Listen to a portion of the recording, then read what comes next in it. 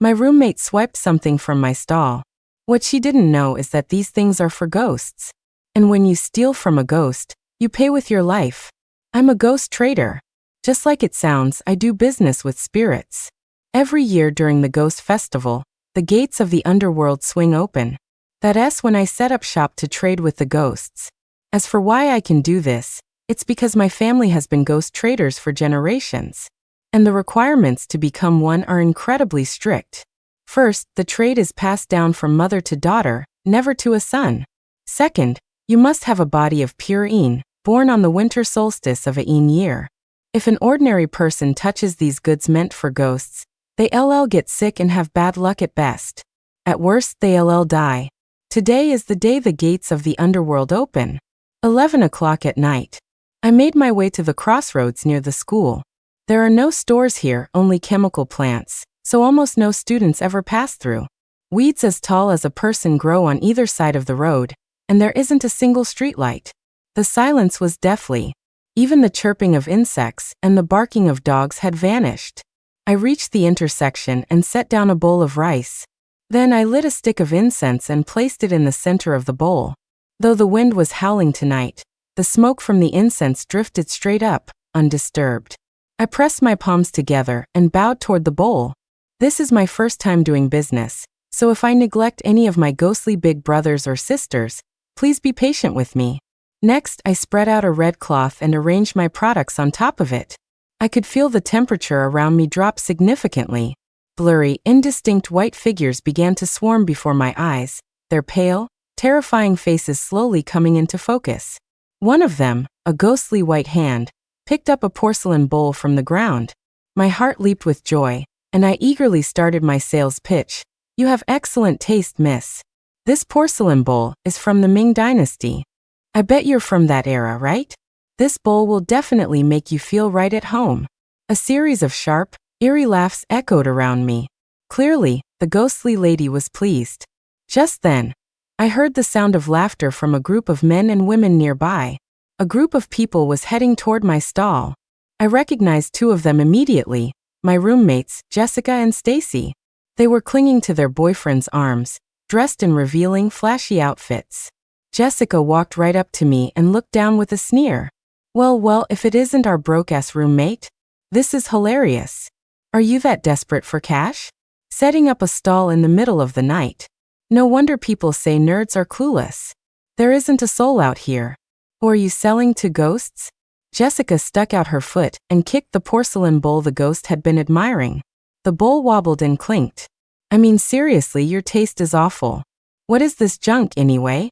It all looks so grimy. They all burst out laughing. As soon as Jessica said that, my face went cold. The white figures around me started to flicker more intensely, and I heard several bone-chilling, cackling laughs. They were clearly not happy. No ghost likes having their taste questioned. Don't touch anything. This stuff isn't for you. I snapped. Jessica's face soured. She turned to her boyfriend with a pout. Honey, look at her. It's just a stupid bowl. Jessica's boyfriend is Kyle, the son of one of the school's trustees. They both use their family's wealth to bully and pick on other students. Kyle's voice was rough. How much for the bowl? We'll just buy it. What's with the attitude? It's just a broken old bowl. You're not treating it like some treasure, are you? I let out a cold laugh. I'm afraid you can afford it, but you won't live to use it. You. A vein pulsed on Kyle's forehead, his face flushing red. The next second, a nasty grin spread across his face. Before I could react, he snatched the bowl and smashed it on the ground. The bowl shattered into pieces, fragments flying everywhere. It's broken now. Let's see you sell it, Kyle said, looking at me with a provocative stare. My expression darkened completely. Kyle was incredibly pleased with himself. Seeing how angry I was, his laughter grew more and more wild. Don't look at me like that. All I did was break your crappy bowl. This thing doesn't even look like it's worth much. I'll give you $500. That's more than enough, right? Anyway, you poor people are just scum, the bugs of society. And money is the one thing I've got plenty of. He casually pulled $500 from his pocket and threw it in my face. A chilling wind blew past, scattering the bills. It was too dark for them to see the thick, nearly black blood that oozed from the shattered pieces of the bowl on the ground. My first thought was, he's a dead man. Chloe, your family's pretty poor, right? You'd better hurry and pick that up, Stacy sneered. $500 is probably your whole month's allowance, right? But she didn't know that a ghost had already drifted right next to her, its bloodshot eyes staring intently at her. Achoo. Stacy suddenly sneezed. Why do I feel so cold all of a sudden? Stacy mumbled to herself. But no one heard her. Seeing my blank expression, Jessica came up with another malicious idea. Her eyes darted around and landed on a few steamed buns on my stall. These buns actually smell pretty good. I'm a little hungry right now. Chloe, you wouldn't mind if I had one, would you? Those buns are already spoken for. You can't eat them, I said coldly. If a living person eats food meant for the dead, they will die. No exceptions. Why can't I eat them? I'll pay you, isn't that enough? Just a few stupid buns. I'll take them all. Jessica quickly snatched the buns and stuffed one into her mouth. I couldn't stop her in time. Delicious. This is so delicious. Jessica's eyes widened, her cheeks puffed out as she chewed furiously. Seeing her reaction, the others were stunned. Stacy, skeptical, picked up a bun and took a bite. Is it really that good? But soon, she too began devouring it as if she were eating the most exquisite delicacy. In a matter of moments, the four of them had eaten every last one of the 4 buns from my stall. But they didn't know that as they gobbled down the food, pale, ghostly faces were perched on their shoulders, glaring at them with absolute hatred. Jessica let out a satisfied burp. She licked the corner of her mouth, oblivious to the trickle of blood that seeped from between her teeth. Look at your gloomy face. You'd think I ate something expensive. Fine, the buns are, what, $2 or $3 each? I'll give you $10 a pop. How about that? Jessica wiped her mouth and spoke to me mockingly. We ate 4 of them, so I'll Venmo you 40. A moment later, a transfer notification from Jessica popped up on my phone. But I calmly returned the money. Chloe, what's your problem? You think that's not enough? For a few crappy buns? Are they worth more than 40? Stacy said, looking annoyed. I do business with the dead. Now that you've eaten their food, that money isn't for me to collect. The price isn't money. It's your lives. You have 3 days. If you have any last words for your families, you should probably get on that. I gave them an eerie smile, staring straight at them. My stare made their skin crawl, and they all shivered at once. Who the hell are you cursing? Kyle had a short fuse. He raised his fist, ready to hit me. But the next second, a pale, ghostly hand shot out and grabbed his leg. He fell flat on his face. Honey! Jessica screamed. The jock landed with a bruised face and a bloody nose. He clutched his nose as 2 streams of blood trickled from between his fingers. I think something just grabbed my leg. Kyle's face had turned pale. If you wanted to apologize, you didn't have to go to such great lengths, I said slowly. You. Kyle was furious. Looks like we need to teach this little bitch a lesson today, said Stacy's boyfriend Alex, his voice dark. Get on your knees and apologize to us right now, and I might let you off the hook, Alex said with a sinister, cruel smile. I remained silent. If Kyle just liked to hit people, Alex's cruelty ran much deeper. I heard that once, after an argument, he chased someone down on his motorcycle and ran over their leg, breaking it completely. The person later died from their injuries, but Alex's family just spent some money and made the whole thing go away. Late at night, in a deserted place, 4 people stared at me with malice in their eyes. Chloe, you always act so high and mighty at school. If naked pictures of you were spread all over campus, do you think you could still act like this? Alex reached out to grab my clothes, but his hand froze in midair, completely stiff. The others saw something was wrong with Alex's face and asked him what was happening. Alex's face was pale. I think my hand is cramping up. I can't move it. I sneered. That wasn't a cramp. It was a few deathly gray hands, gripping him tightly. Forget it. Let's just go back. I don't know what's going on, but I'm getting colder and colder. Let's not waste our time with this freak, Jessica said, shivering as she wrapped her arms around herself. Goosebumps visibly broke out on her exposed skin. She didn't see the pale-faced ghost standing next to her, blowing one cold breath after another onto her neck. The others were also shivering from the cold. But Kyle and Alex still didn't seem satisfied. Before they left, they grabbed everything on my stall and stomped all over it. What they couldn't crush with their feet, they smashed. After their rampage, almost everything at my stall was destroyed. They laughed at me mockingly, then finally left. I watched their retreating backs with a blank expression. "Why do I feel so heavy?" I heard Stacy mutter. "I feel so sore all over, too," Stacy's boyfriend complained. They couldn't see it, but I could. For ghosts were sitting on their backs, their pale arms wrapped tightly around their necks. I shook my head, coldly watching the four of them walk back towards the school, carrying their ghostly burdens. By now, the incense at the crossroads had burned out completely. This meant that trading hours were over. To all my ghostly brothers and sisters, I sincerely apologize for the poor service tonight. Next time, I promise I'll stock up. When you come back, everything will be 20% off. I quickly packed up the things on the ground, slung the bag over my shoulder, and headed back to the school. Our dorm doesn't have a curfew, so we can come back as late as we want. When I got back to the dorm, I found that someone had poured some foul-smelling, unknown liquid on my bed. The entire sheet was soaked, making it impossible to sleep on. My other roommate, Lily, came over cautiously. "Chloe," I tried to stop them, but they wouldn't listen. Just as I was about to sit down in my chair, Lily quickly grabbed me, stopping me. "They put tacks on your seat," Lily whispered in my ear. Jessica poked her head down from the top bunk. "Lily, mind your own business again, and I'll have the school cancel your financial aid." Lily's face turned pale, and she lowered her head. "Chloe, doesn't that smell just like your own broke-ass stench?" Jessica and Stacy burst into laughter. I silently changed my bedsheets, not wanting to argue with them. Why should I argue with two people who are about to die? But when I went to the bathroom, I realized they had gone too far. My toothbrush was covered in yellow stains and reeked of urine. It was obvious someone had used it to scrub the toilet. Not only that, but my face wash had been filled with superglue. Even my once white towel was now filthy and stank. I heard Jessica's voice from outside. "Oops, sorry, was that your towel? I thought it was a rag." "Yeah, it's your fault for buying such a cheap towel. We used it as a rag," Stacy added.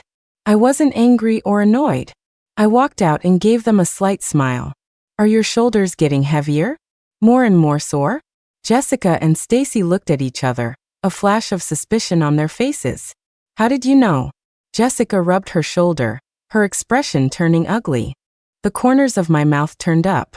The two ghosts they had brought back were now clinging to their necks, their pale, ashen faces almost touching theirs. But they couldn't see them, they only felt a heavy ache throughout their bodies. "I already told you. You should have your families start preparing for your funerals." Jessica and Stacy's faces changed instantly, turning extremely nasty. The next second, a glass tumbler came flying at my face. If I hadn't dodged in time, my head would have been split open. "Chloe, you've always been so dramatic. Do you really think you can scare me with that superstitious crap in this day and age?" Jessica sneered. I shook my head helplessly. "If you begged me sincerely, maybe I could go and plead your case with the powers that be." "Beg you?" Jessica laughed as if she'd heard the funniest thing in the world. Stacy snorted. "In your dreams. Well then, I hope you both have a good night's sleep," I said with a smile. Normally, a person has 3 spiritual flames that keep ghosts at bay. For a ghost to possess a person, it must first blow out 2 of those flames. The last flame is on the forehead. Once the fire on the forehead is extinguished, the person can no longer live. So these ghosts wouldn't kill them immediately. Instead, they would slowly terrify them. Once Jessica and the others' life force weakened, the ghosts could blow out all 3 flames. Tonight would surely be an agonizing night for Jessica and Stacy. Sure enough, in the middle of the night, I heard Jessica scream. With her eyes closed, she was flailing her arms in the air, shouting, "It hurts, it hurts." Jessica's screams quickly woke everyone else up. Stacy turned on the light and rushed to ask her what was wrong. Jessica, drenched in sweat, opened her eyes and gasped for breath. I just felt someone grabbing my hair, pulling it over and over, really hard, like they were trying to rip my scalp off. After she spoke, she glanced at her pillow and then pointed at it in terror. "There's really hair. Someone was really pulling my hair." Scattered across Jessica's pillow was a large clump of black hair. Some of it was still bloody, clearly torn out by the roots. Stacy's face filled with fear. "Jessica, were you sleepwalking? There's no one else in the dorm." I yawned, enjoying the show. I dreamed about a terrifying woman. She was leaning over my bed, pulling my hair again and again. I couldn't see her face, but I could feel this overwhelming terror. She said I took something of hers, so she'd take my hair as payment, Jessica said, trembling. Suddenly, as if she remembered something, she shot up. "Chloe, did you do something to me?" Jessica pointed at me, her face full of hatred. "You told me to have a good dream right before I went to sleep. You must have done something." Jessica lunged at me like a madwoman, but I dodged her easily. "Jessica, I was just saying something nice. Should I have wished you a nightmare instead?" Jessica's face was a mask of fury. Stacy grabbed Jessica's arm. "Jessica, just go back to sleep. You just had a nightmare. You probably pulled the hair out yourself." Stacy pointed to Jessica's hand. There were some strands of hair tangled in her fingers. "Yes, I must have done it myself. It must be," Jessica said, her face pale. But she didn't see the ghost perched on her back, grabbing her hair and stuffing it into its mouth. Later that night, I was woken from a deep sleep by a chewing sound. It was a slow, deliberate chewing, as if someone were taking small bites of something. I opened my eyes and saw a dark figure hunched over Stacy. "It hurts so much." Stacy's face was contorted in her sleep, and she was covered in sweat, clearly in great pain. I peeked my head out slightly, and when I saw what was happening, I gasped. A ghost was crouched at the foot of Stacy's bed, gnawing on her left leg. Stacy's leg was already a bloody mess, but she couldn't wake up, because another male ghost was sitting by her head, pressing its hands firmly over her eyes. The two ghosts seemed to notice I was watching them. They turned their heads with excruciating slowness, their mouths splitting into grins that reached their ears. I quickly pulled my head back. To be honest, even I was a little shaken by the sight. But I had warned Jessica and the others not to touch my things. They were reaping what they had sown. The next morning, the look on Jessica and Stacy's faces nearly gave Lily a heart attack. Lily's eyes widened. "Why do you two look so awful?" I could see a dark aura shrouding Jessica and Stacy's faces. It was clear they didn't have long to live. Stacy clutched her left leg and said weakly, "I don't know what happened last night, but my leg is killing me now." Lily covered her mouth in horror. "Stacy, how is your left leg so much thinner than your right?" Stacy's left leg could only be described as skin and bones.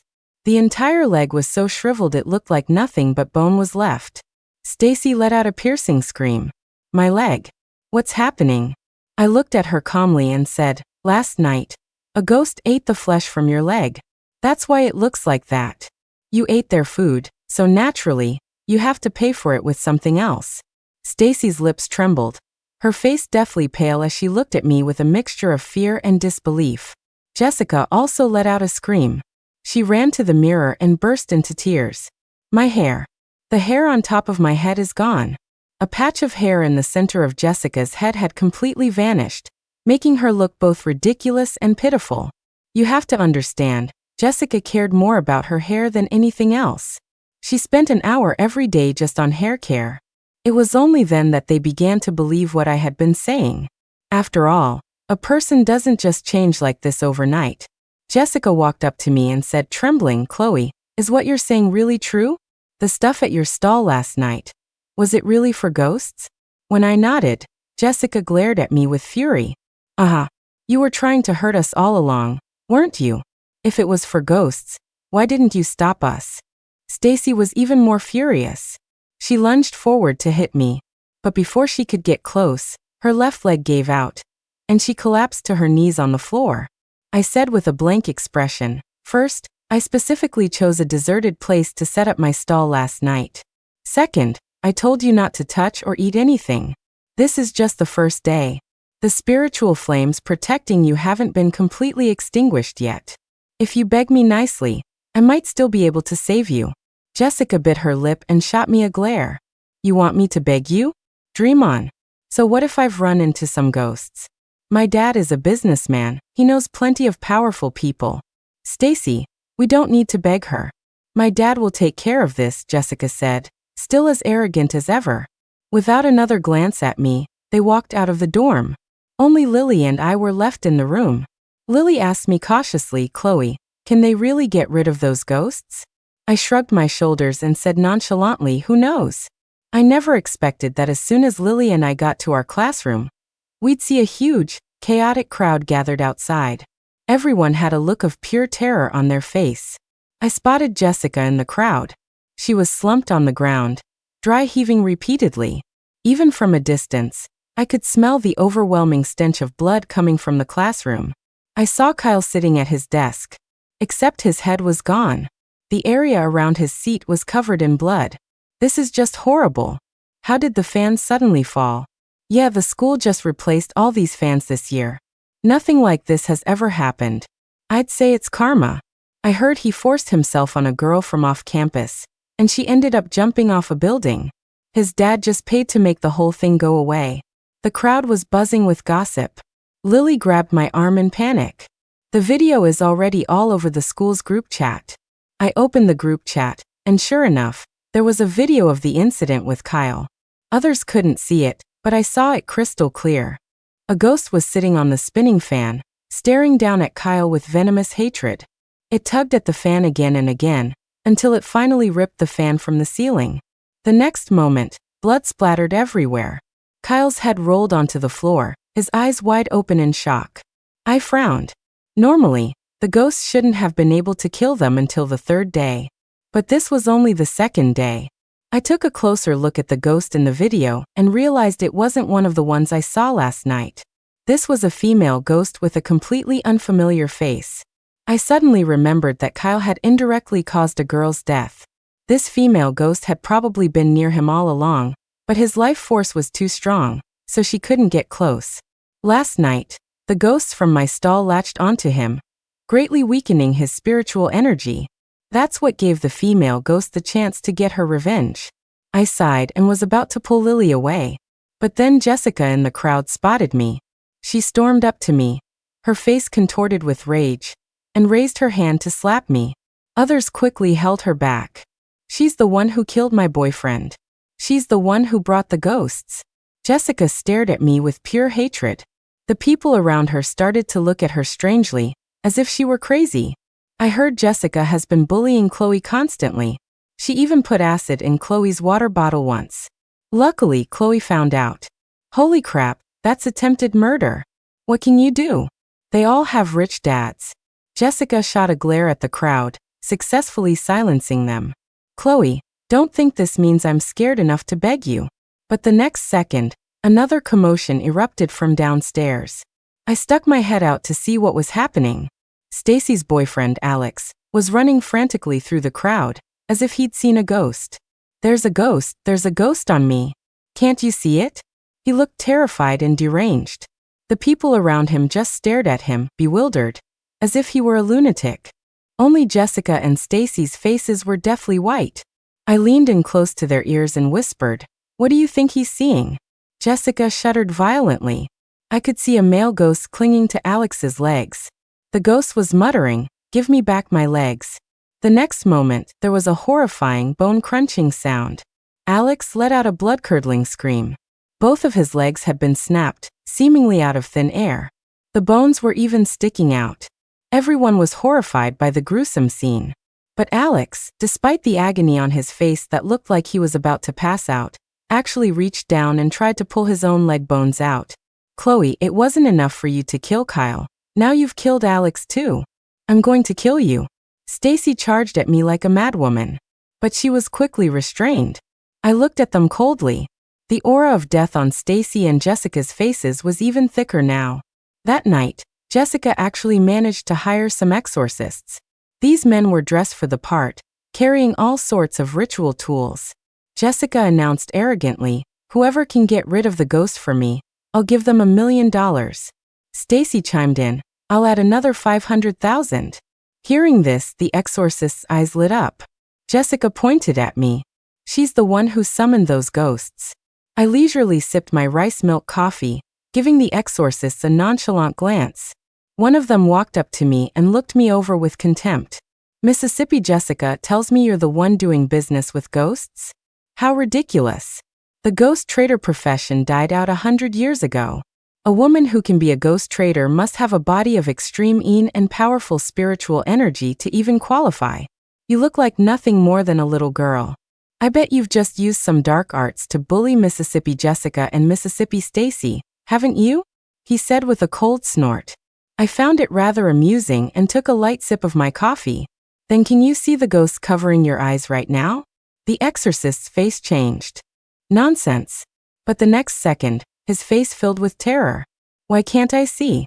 Why is it so dark? I can't see anything. He frantically pulled out various yellow talismans, scattering them in every direction as if they were free. But he just couldn't see the ghost that was now sitting on his neck, cackling as it covered his eyes. At that moment, all the exorcists panicked. The dorm room window, which had been open, suddenly slammed shut. The temperature plummeted. You could see the white puff of breath from everyone in the room. These half-baked exorcists hastily pulled out all their ritual tools, but they just waved them around randomly, without any accuracy. I calmly cracked open a sunflower seed, watching the show unfold. Jessica and Stacy were huddled together, terrified, their faces as white as sheets. A woman's piercing cries echoed through the dorm room, one after another. Just then, Stacy let out a sharp scream. She was suddenly lifted into the air, as if someone had grabbed her by the hair and yanked her up. Stacy was so scared she burst into tears, begging the exorcist to save her. But right now, all the exorcists had their vision obscured by ghosts and were just spinning in place. Seeing this, Jessica was also scared stiff. Jessica, help me. Jessica, who was usually as close as a sister to Stacy, was now cowering in a corner. She didn't dare go near Stacy. The force pulling Stacy's hair grew stronger, and she was lifted completely into the air. Her feet left the ground, and she dangled there, screaming in terror. Finally, Stacy's eyes landed on me, still cracking sunflower seeds. She looked as if she had just found her last hope. Chloe. I was wrong, save me. I calmly spit out the sunflower seed shell in my mouth, and looked at the ghost that was grabbing her hair. This was also a female ghost. Her face was pale and ashen, and she looked vaguely familiar. Suddenly, I remembered seeing her picture on the school's online forum. The story was that Stacy had suspected this girl of seducing her boyfriend, and had made her life hell. She even killed the girl's dog, cooked it into a soup, and gave it to her to eat. She also maliciously photoshopped pictures and spread rumors that the girl was a prostitute. Finally, the girl couldn't take it anymore and in a state of mental breakdown, hanged herself. Looking at Stacy's pleading eyes, I said very calmly, "Vengeful spirits are seeking their due. The living should stay away. If you had sincerely admitted you were wrong before, I might have been able to save you. But now, the debts have come for their due. The protective flames around you have been extinguished, and the vengeful souls who didn't dare approach you before are now here to claim your life. Save me. You damn bitch. Save me." Stacy didn't seem to hear a word I was saying, and instead started cursing at me viciously. I sighed and shook my head. The next second, the window flew open. Stacy was dragged by an unseen force, half her body hanging out the window. She screamed in terror. "Jessica! Jessica, come and save me." Jessica was huddled in the corner, shaking like a leaf, too scared to move. Stacy didn't even last a minute before she was instantly pulled down. I heard the dull thud of a heavy object hitting the ground below. I walked to the window and saw Stacy lying in a pool of blood in a grotesque posture, her eyes bulging in terror, as if they were about to pop out of their sockets. Jessica, having witnessed Stacy's gruesome death firsthand, was so scared she wet her pants. Now she finally believed what I had said. She glanced at the exorcists, who were still being led around in circles by the ghosts, and then with a deathly pale face, she crawled towards me. "Chloe, I know I was wrong. I shouldn't have taken the things from your stall. Please save me." Jessica clung to my leg, her face a mess of snot and tears. I looked at her coldly, unmoved. "I'll give you any amount of money you want. When I called you a broke ass, it was because I was jealous of you. I was jealous that you got better grades than me, and that you're prettier than me. I was even jealous that all the guys at school liked you. I'm really sorry. I shouldn't have bullied you. Please save me. I really don't want to die. I'll never do it again. I'll be a good person. Jessica wailed. I frowned and sighed lightly. Although Jessica was despicable, she was still a living person. I noticed that the 2 flames on her shoulders had already been extinguished by the ghosts. Countless pale, ghostly faces materialized around her, greedily eyeing the last flame on her forehead. If you are sincere about atoning for your sins, I'll teach you a way. From now on, you must apologize and compensate everyone you have ever bullied. And tonight at midnight, prepare 10 times the amount of offerings and place them at the crossroads to compensate those spirits. When Jessica heard this, she nodded her head like a chicken pecking at rice. I'll do it. As long as I can live, I'll do anything. My tone shifted. But there's one condition. You must not have any blood debts on your hands. Otherwise, even I can't save you. A flicker of guilt crossed Jessica's eyes, but she quickly nodded. After the exorcists left, the dorm returned to its usual quiet. Jessica was genuinely scared and did as I said, apologizing to everyone she had bullied and promising compensation. But none of her former victims were buying it. After all, the things Jessica had done in the past were truly vile. Jessica barely made it to midnight and went to the crossroads at the school entrance. I followed behind her. The night was terrifyingly silent. Jessica had prepared 10 times the amount of offerings, just as I had instructed. Is this enough? She asked, her voice trembling. I stared into her eyes. Are you sure you don't have blood on your hands, like they did? Jessica nodded quickly. I just like to bully people a little. I've never killed anyone. Seeing how certain she was, I forced open the gates of the underworld. As soon as the gates opened, countless ghostly white figures appeared. The offerings laid out on the ground began to disappear at an astonishing rate. Countless ghosts were scrambling for the offerings. Although Jessica couldn't see the ghosts, she could see the offerings steadily vanishing. She breathed a sigh of relief. Chloe, have they forgiven me? But I shook my head and pointed at Jessica's back. Clinging to her back were several infant spirits with terrifying faces. These infants were letting out ear-piercing cries. Are you sure you don't have any blood debts? Jessica's face froze. I saw the flame on her forehead go out. The next moment, the infant spirits' faces twisted into eerie smiles. They opened their mouths, their sharp teeth tearing at the flesh on Jessica's body. Jessica couldn't see them and screamed, Chloe. Something is biting me. A piece of flesh, skin and all, was ripped from Jessica's leg. The pain almost made Jessica pass out. Chloe, you liar. Didn't you say they forgave me? Jessica glared at me with pure venom. My face was icier than ever. They may have forgiven you, but you lied to me. You have more than one blood debt on your hands. These infant spirits. I suspect you killed them when they were alive. They've come to claim your life. Seeing the bloody, gory scene before me, I couldn't help but turn away. At first, Jessica could still curse at me, but her voice grew weaker and weaker. Eventually, there was no sound at all. I turned back around and saw Jessica's eyes wide open. Not a single piece of intact flesh left on her body. The ground was covered in shredded meat and blood, a truly horrifying sight. The infant spirits were suddenly enveloped in a golden light, and then they contentedly crawled towards the gates of the underworld. Finally, the gates slowly closed and disappeared from my sight. I sighed and shook my head, then returned to the school. 3 days later, I finally found out where the infant spirits that clung to Jessica came from. The police found the skeletons of 3 babies in Jessica's family garden. It turned out that Jessica had always been afraid that the children her stepmother gave birth to would steal her place in her father's heart. So every time, when her stepmother wasn't looking, she would secretly kill the child. I heard one of the babies died the most gruesome death. Jessica had deliberately thrown it to a pack of wild dogs. The other 2 children were also intentionally drowned by Jessica. Apparently, Jessica never let outsiders manage the garden, so not even her father suspected that his own daughter could be so cruel. The reason the police found the bodies was because Jessica's stepmother suddenly heard a baby crying in the garden and called the police. After this whole ordeal, Lily and I were moved to a new dorm. Our new roommates are friendly, and we get along very well. I'm also back to my busy routine, preparing goods for the next trade. After all, I have a reputation to maintain in the underworld. The end.